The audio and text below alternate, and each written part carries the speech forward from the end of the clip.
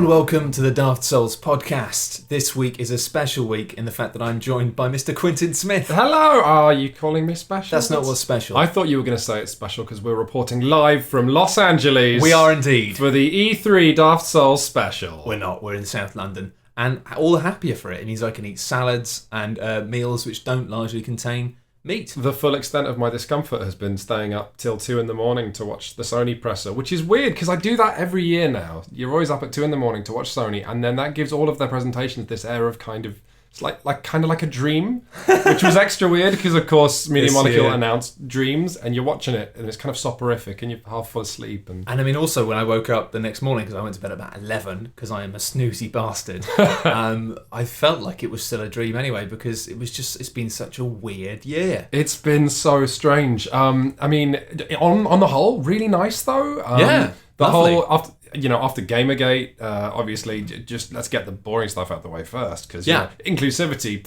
boring. But Sony had at the very beginning of Sony's presentation, they were like they used it because obviously they're not going to come out in favor of sort of like feminism or something, but the language was about as far as they could go. They said, we want gaming to be for everybody. We want inclusivity. And then, obviously all it's the one of these really protagonists. difficult things because it's become much more about a big whiz-bang show pal for consumers now, and it's become much more about letting these big brands talk directly to the people who are going to buy their stuff. But E3 is still something which is very much about investors and very much about, share prices and stuff. It's always, that's what it used to be about. It used to be about what are these companies doing, what their kind of projections for next year. So they can't go too heavy on that stuff. Yeah, it's so strange. It's like, is the show for the investors? Because the thing is, it is for investors and for players now. But the problem is, if they started talking about stuff like that, investors just wouldn't have a clue what was going on. Well, this is why the Square Enix presentation was so weird. Yeah, I mean, no one knew what was going on in that. It was just sort of like the CEO talking very candidly, as if everyone in the room owned Square Enix. Rather than being like, hey, you love us, good night. I thought it was really brave of them to open up the Square Enix conference by having two men in shirts talking for 18 hours. I know. I think they were like filibustering. I think some people might have switched off a little bit during that. I admit I haven't actually finished watching that conference yet. So you missed the beautiful reveal that their new division to produce JRPGs is called JRPG Factory, which was the most unfortunate naming. I'm pretty sure that kind of mentality was how Square Enix got into such a mess in the first place. I mean, right? It seems incredibly not self-aware, but then the whole presentation seemed not self-aware. No, I mean the fact that there's Nier 2 is going to be a game. Nier 2. Well, I there's a small subset of the hipster.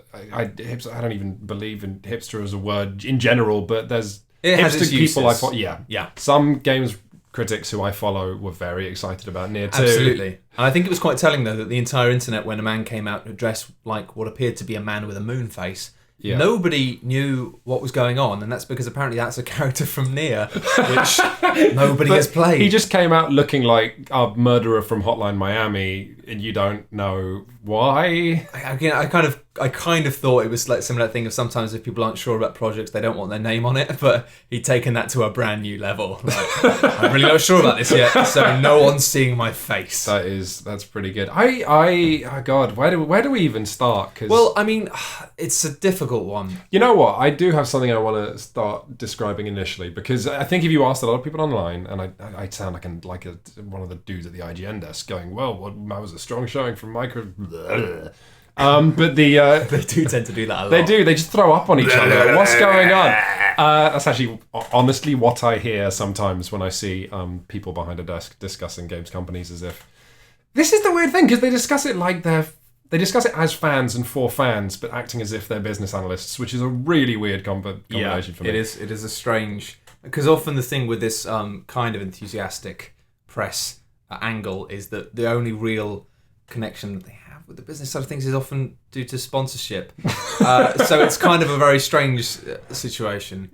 It's good though. I mean, in some regards it's good because it's very positive, but I find it's a difficult one to manage at this time of year, because I feel very much now like I'm a twig floating in a stream and both sides are awful. You've either got unbelievably cheery shills saying, wow, everything's amazing, or people just being so preemptively cynical about absolutely everything that it just makes me want to crawl into a hole and cry. Oh, it's so weird. I was watching it with my girlfriend, and the bizarre, because we're both inherently cynics and deeply passionate, because obviously we've been both in the game industry for like 10 years, so that's what happens to you. Yeah, so when the Last Guardian came out and Sony's thing, it was both of us like, it can't be.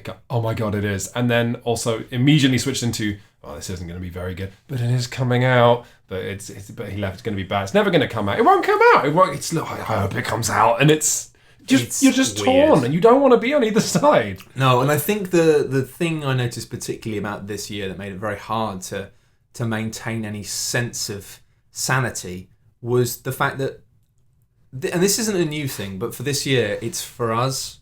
And I think this is something that's kind of, it's actually terrifying when you look at it like this, because I was 30 years old this year. Mm-hmm. You're a bit younger than me, aren't you? I'm 28. Oh, you younger whippy snapper. Stop snapping my whippies. Honestly, I'd like your clothes when you die. Okay, that's fine. They won't be cool by then, but you can have them. Unless I die soon, in which case they'll only be about 10 years. Let's just wrap this podcast up, okay? Okay.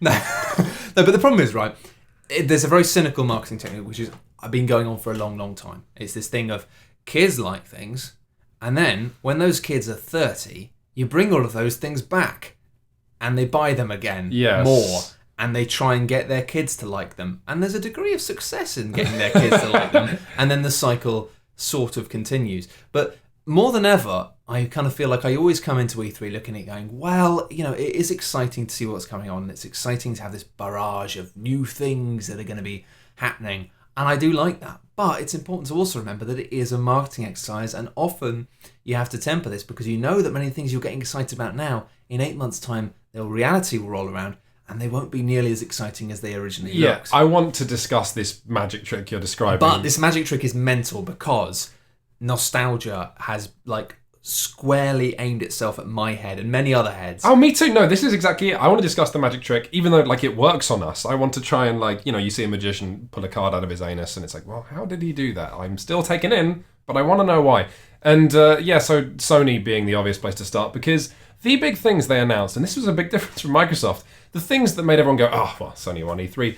None of those games, we didn't see gameplay footage of Shenmue 3 or Final Fantasy 7 or we saw The Last Guardian, but it certainly looked super shonky and well, not shonky, but it looked like it was a PlayStation 3 game. So Shenmue 3 that was being upscaled. They haven't done anything on that. No, the Kickstarter just kicked off, and yet people are calling that a success story. We don't know if this game's going to be good. We don't know if it will even come out. We can be sure Final Fantasy 7 is going to come out.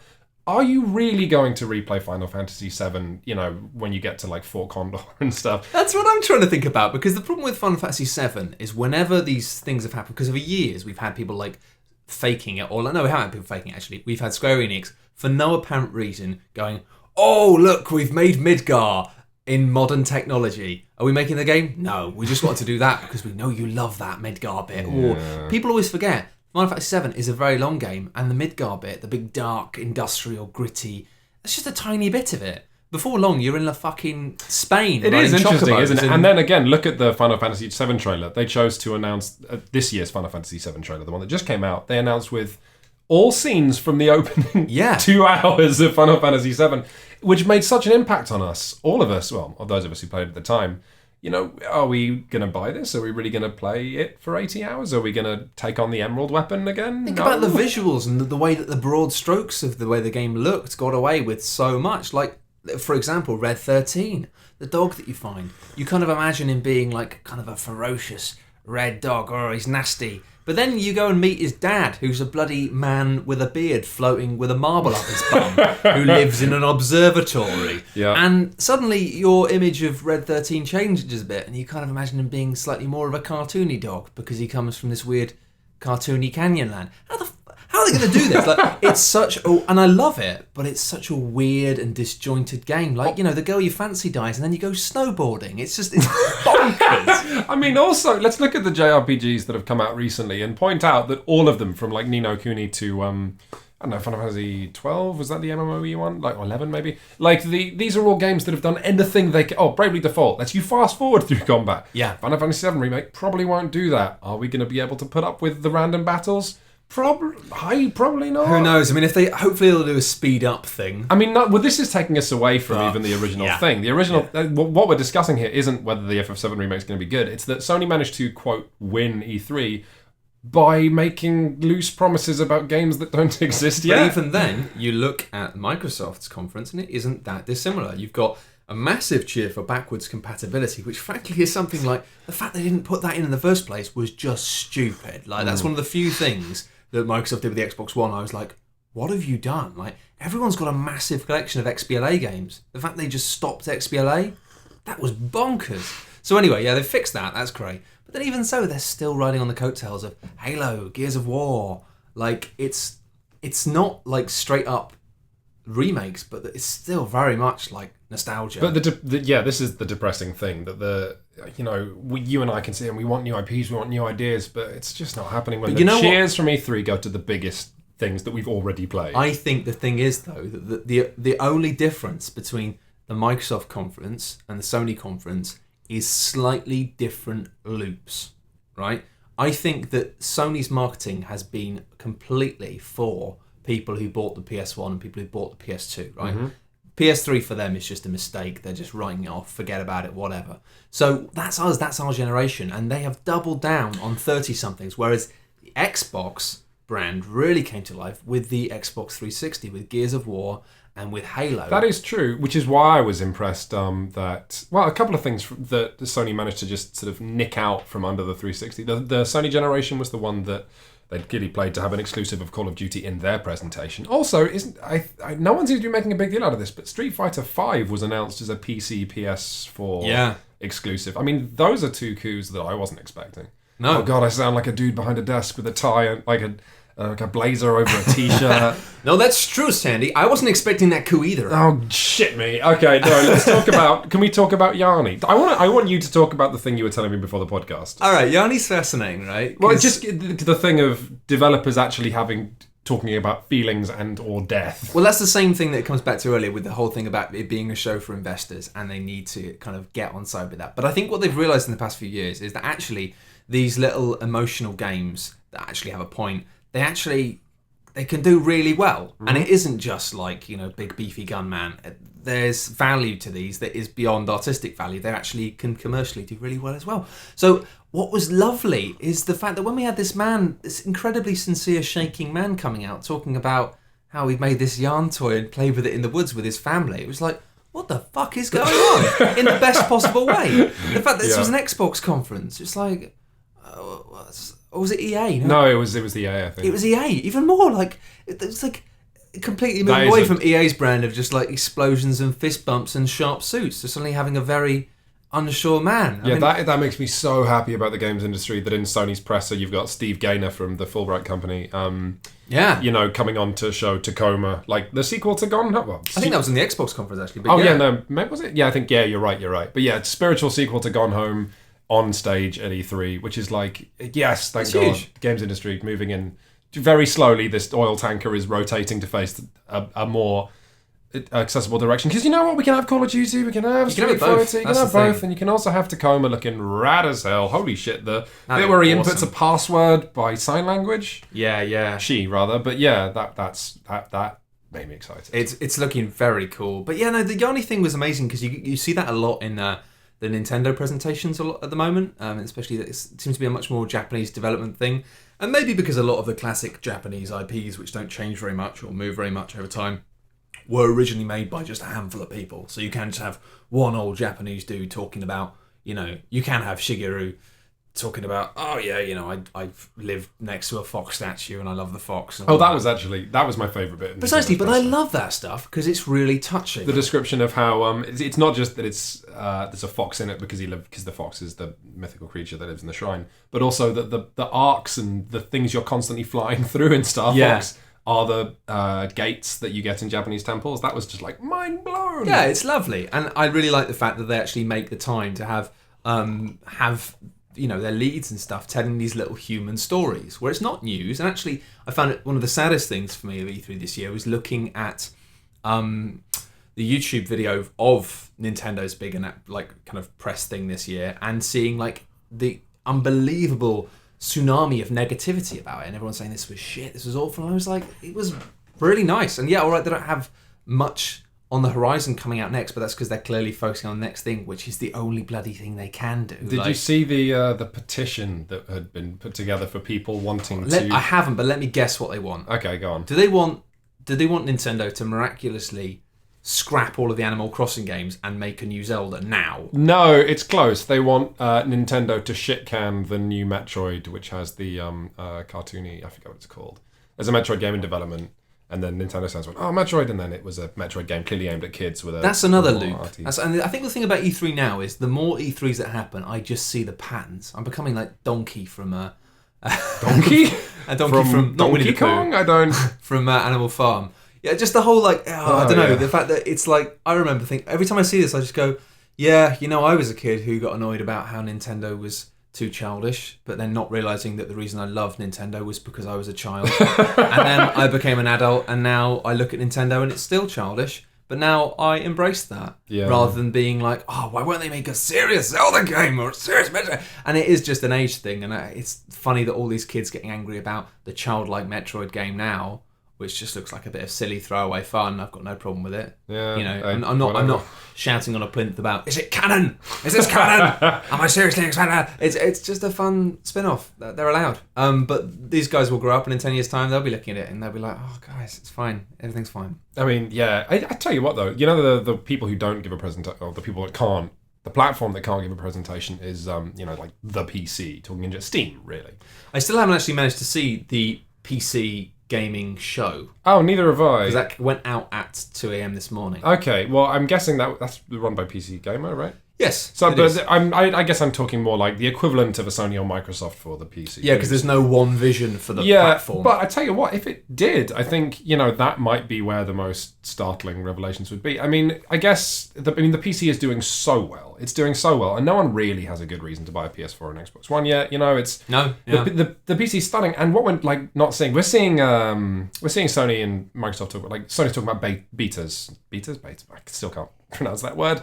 I think it is beta. I think beta is what Americans say. You know how long I've been in this industry, and I still haven't it. So Sony has, announced betas, and then you've got early access on the Xbox One, which is insane, by the way. Early access games coming to Xbox One. And mods in Fallout 4. Mods and MOBAs, being announced, and all this stuff is coming out of the PC. The PC is where But this stuff with the Xbox doesn't surprise me at all. Oh, mods, of course, yeah. Because the whole reason that Microsoft actually funded the Xbox in the original first place, the whole reason that they went, all right, yeah, and they let them go off and do their own thing to make the Xbox, was because Microsoft at that time had the vision to realize that that having people owning the computer and owning that as a space, the family computer, was one thing, but they wanted to be in the living room.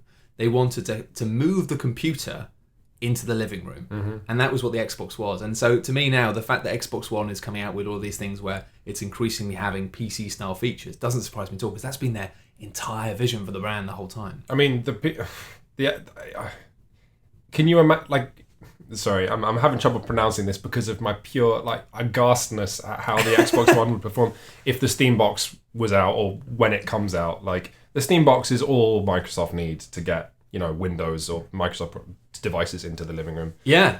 I just play everything on Steam now. Everything. It's and sometimes I regret it. I kind of wish I had The Witcher 3 on PS4 rather than on PC. But, this week it's just been Darkest Dungeon for me, all week. Yeah.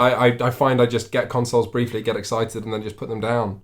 They're really good for some things, but I think, and I also think that my relationship between PCs and consoles is a little bit unrealistic. I don't feel like I can really, because of the way I use systems, I don't feel like I can have a good understanding of how normal people use them. And the fact that ideally I'd love to have my PlayStation 4 in the other room, in the front room on the telly, but I need to capture, so it needs to stay next to my computer. So really the difference to me is negligible. But you're right, as soon as we can get to the point where we can just have a little system with a nice UI in your front room, and it's exactly like a console, but not a console, then yeah, you're laughing. I mean, unless something really changes with the way that the pricing system works on PC, i.e. you can get games for pennies if you wait for the right time. Yeah. Then yeah. But I mean, yeah, just such a crazy, lovely E3, and so much of the machismo Is that the right way of saying it? Yeah. It's just not there. I mean, I did feel like it is, for some people, a bit tedious and irrelevant, but I was really impressed by how many of the conferences I've seen so far had made more of an effort and just simple as actually being like, oh, actually, have we got some leads on the team who are female who we can get to do the presentation? Yeah, there was a point on the, I'm sure Ubisoft would have been pleased with this, but they had a woman of colour passing the mic to another woman of colour to continue the presentation. Yeah, it passed the Bechdel test, right? Yeah, Which is amazing. But no, I just think it's one of those things where a lot of people are like, oh, what difference is it making? It's like, what, it doesn't actually make a massive difference, and that's why it's great that people do it, because it doesn't make a difference.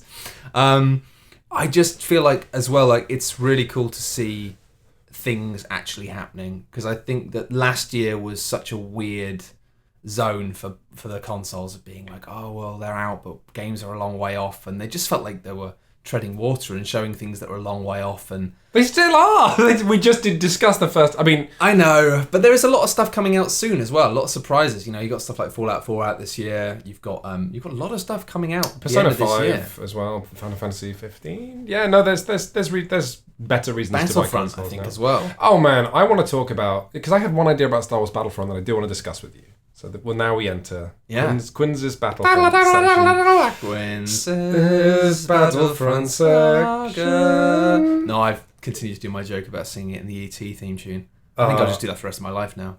Star Wars. Go ahead. Everyone likes Star Wars. Yeah, I love that. So you're running around, and obviously, Star Wars Battlefront looks insane.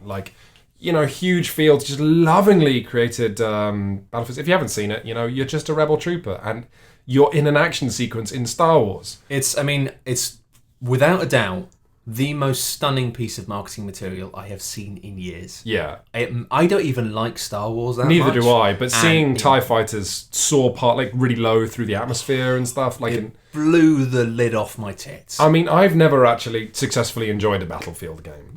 I'm probably not going to buy this one. It's like EVE Online for me.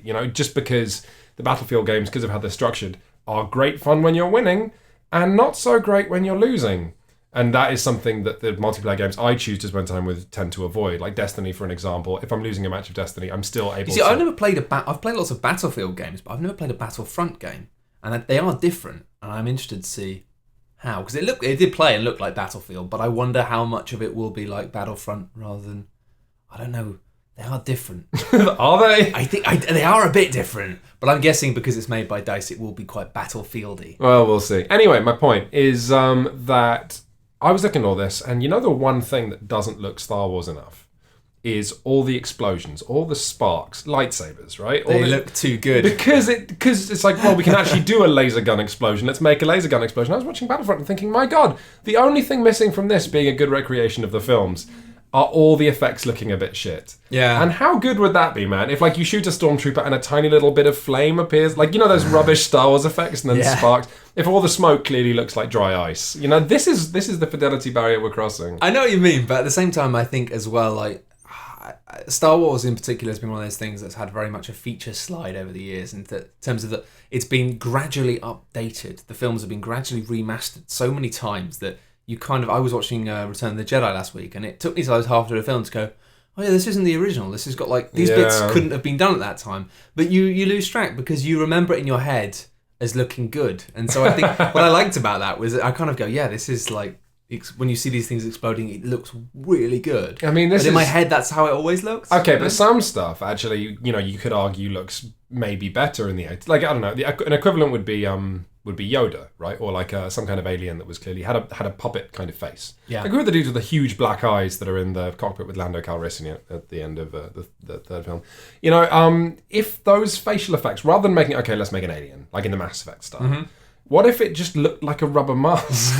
What if the eyelids close and make a tiny click noise when they do? I'd like that just because when I was watching Return of the Jedi the other week, I realised how sad I was that the existence in the universe of Star Wars of a full-on Muppet Yoda is such a brief moment. When he first meets him, he's just this little character who goes around going, rummaging through his boxes and going, and just being this complete comedy character. Hitting R2-D2 with his stick. Yeah, and it's so funny. It's brilliant. But then every time you ever see him in anything after that, he's always like the sage, like, oh, this is very serious. The Force is strong. Fuck off. Get in a box. Hit something with a stick. There you go. So hopefully I'll see that in Star Wars.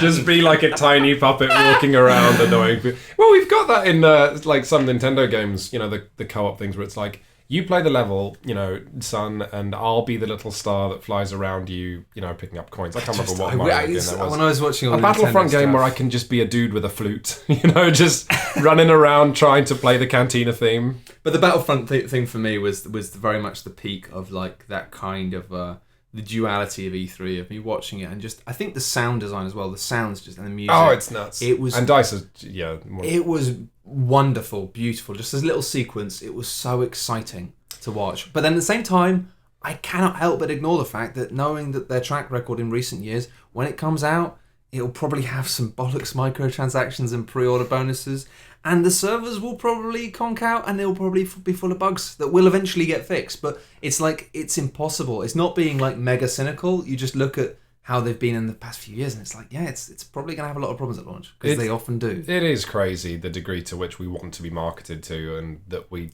want to get excited about things. It's just finding that middle balance of allowing yourself to just get carried away with this excitement, but also not so much that you end up then getting angry. Because I mean, especially with the Nintendo response, it was like, what were you guys expecting? Like, I kind of feel like a lot of Nintendo fans were really expecting them to go, boo, we got a big Metroid game, a big Zelda game, they're all out this Christmas on the Wii U. It's like, the Wii U is like dead in the water. I mean, I like it, but it's dead. And that's fine, because it means that, you know, you can still enjoy it, and you'll get loads of cheap games for it, and there'll be a period when shops are completely trying to get rid of all stock, and you'll be able to get the entire catalogue for pittance. Mm-hmm. And that, for gamers, is awesome.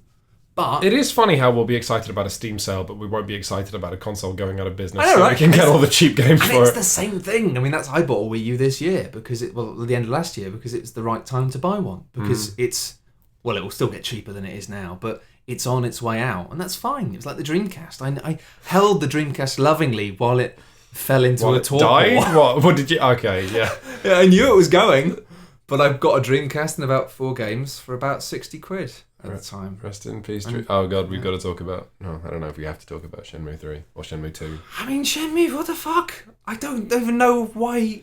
No, no, no, no, no. I never finished Shenmue 2 because I knew that Shenmue 3 was never. I kind of part of me knew that until Shenmue 3 was announced, there might not be any point getting any more invested in it. I had an article lined up for a site which wanted me to describe why Shenmue 3 was an exciting proposition. You know, I had it.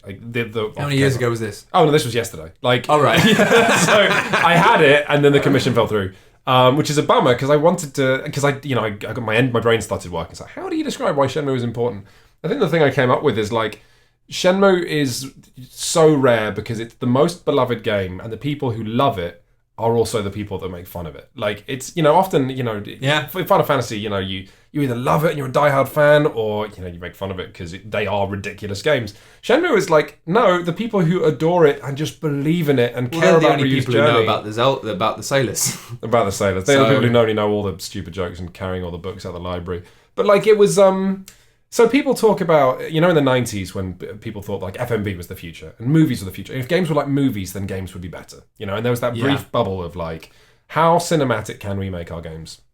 Shenmue offers a similar, much smaller moment in time where the designers, the creative leads, I guess, earnestly believed that the future of games were sagas whereby the player would have to suffer like the protagonist. And, you know, this is why Shenmue had jobs. You know, Shenmue's jobs weren't just a mini game; they were part of this grand vision that, hey, if you want to embody Ryu on his journey towards manhood, you're going to have to lift a lot of boxes. And which is why it had the. If people at home haven't played Shenmue and want to understand why it's kind of beloved and absurd all at once, anytime that you kind of, because it's a kung fu growing up story, you know, put in every single trope that you can think of, it's got all of them. So when you've got your wizened old master going, you must be like the wind and stand under this tree and catch a leaf with your fingers, and then a minigame starts where you have to catch a leaf with your fingers.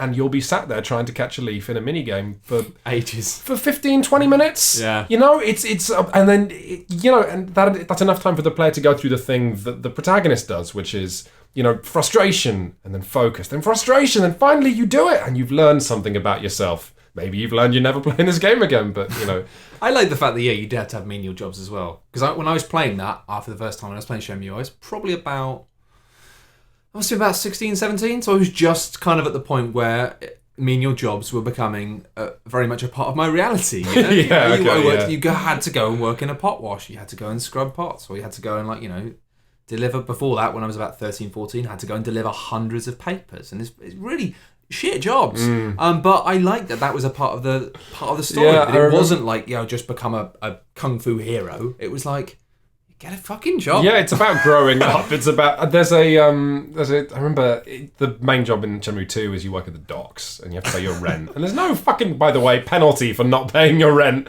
But if you're the kind of player who wants to get a job and pay your rent on time, that's fine, and you do it. I just realised that Shenmue 3, for it to be kind of true to the roots, it should have carried on in time, the amount of time that's passed, because it was a game which time passed in quite real time. Yeah. Time should have passed by the exact same amount of time that has passed since Shenmue 3. Imagine. So now, Ryu has a job in marketing. Well, that's why MGS4 should have been the last goddamn... That's why MGS was so good, that he aged the protagonist. And actually, talking of almost unwelcome sequels, I am remarkably worried about the fact that Dark Souls 3 is coming out so soon. It's like, really, guys? I don't know. It feels like, especially because Miyazaki, I think it's Miyazaki, who said, we started that before I became the director of the studio, in a kind of way which is like, suggests that deals were made with Namco to make a third Dark Souls game, and it was sort of out of their hands. And he said, that was set up before I became the director of the studio. Things will change after that. And you kind of get the impression that it's going to be this sequel that, especially because Dark Souls 2 felt like so, I don't know, faintly unloved in a way. I kind of worry that, especially because the details that have slipped out about Dark Souls 3 say, it's got the Lord of Cinders is back and it'll have all the weapons of Dark Souls 1 and Dark Souls 2 and 70 more. I kind of think, oh God, is this going to be a disaster? Is this just going to be like a horrible mess? I don't know about that, and the answer, though, I think is probably. But it's a good example that of what we were discussing, whereby, so some games that are actually coming out probably soon.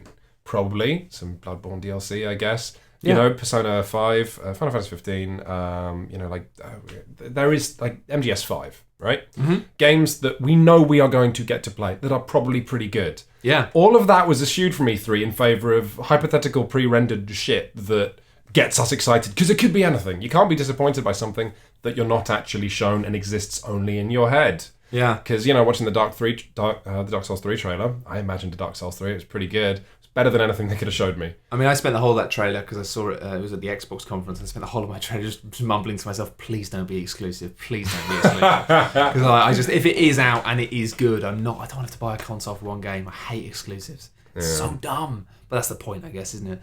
But yeah, overall, I think it's been a really good year. I think lots of people are very unhappy, but those people are probably people who are just unhappy. I mean, I'd say E3 is, when you refer about good years for E3, it's not like a crop where you look at E3 and go, this was a good year's gaming. It's like E3 is, it's more like it was a good year because E3 isn't representative of the games industry. It's representative of how it might be changing. Yeah. And E3 this year showed a more kind of broad, again, indie focused E3 with. It's kind of like climate rather than weather. It's like, it doesn't tell you everything you need to know, but it gives you a sense of the bigger picture of where the industry's at and where it's going. And actually last year I found E3 so dire and depressing and boring that it took going to GDC and actually spending time with people actually who make games to revive my love and interest for the whole medium. Whereas this year it's kind of quite pleasing to sit and watch all the E3 and actually come away from it being like, you know what, this is actually pretty cool. There's some things good stuff. Might be okay. And it isn't just, as you say, it isn't just about the trailers, it isn't just about the names of the games. I think a lot of people who get annoyed are the people who are just looking for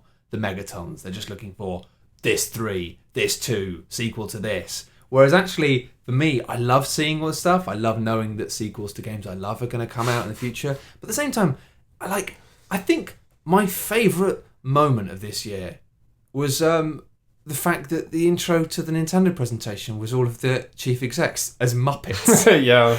I've watched that about 4 times now, and it just makes me tremendously happy. And I know lots of people go, yes, but it's not a new Zelda game. I'm like, no, it isn't. But you know what? I probably wouldn't have time to play a new Zelda game, and I've got time to watch this, and this makes me really happy. It's the weirdest thing. I do want a game about Reggie now, though. I really do. I'd play that. The strange thing is the lack of self-awareness around, because like you were saying, so much of the marketing seems to be targeted at like 30-somethings, because I guess we were the last generation who had grew money, up spending a lot of money.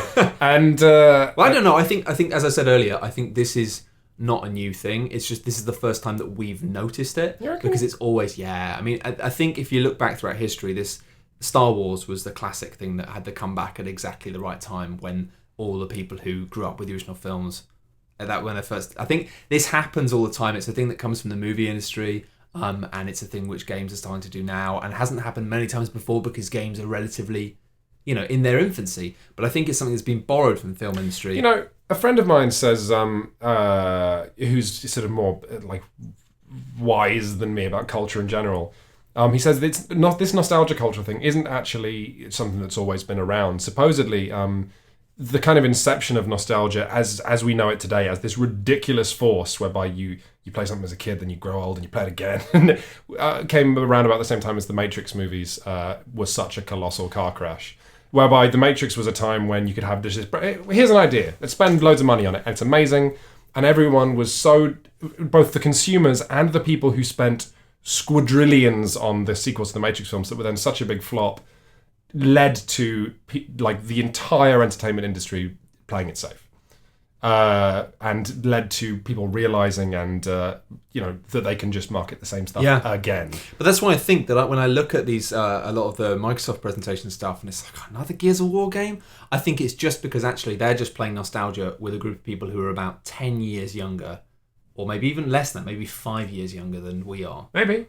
Just because they were the kids where the first amazing games they were playing were like Gears of War, and they were like, oh my god, this game's amazing. Whereas for me, Gears of War came out when I was The first Gears of War came out when I was at university, and I was too busy being a very cool man. There's a little asterisk on that. There's a big asterisk on that. But no, I don't know. I kind of feel like the way I'm looking at it now is this nostalgia loop. Some of these things that we love will get another loop in about 20 years' time because they will become so popular again that a next generation of kids will them. And when we're 60, we'll be like, oh, they're bringing back Final Fantasy VII again.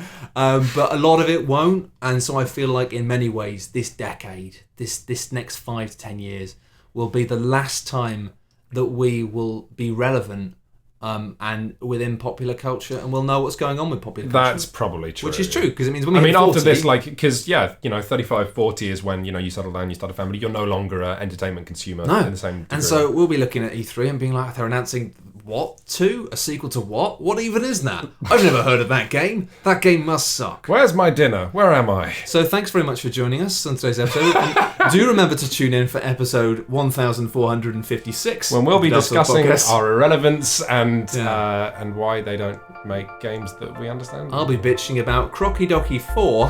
What is that game? What is Crocky Docky? It sounds rubbish. You bloody kids. Get out of here. Thanks very much for listening. Thanks. Bye. Bye.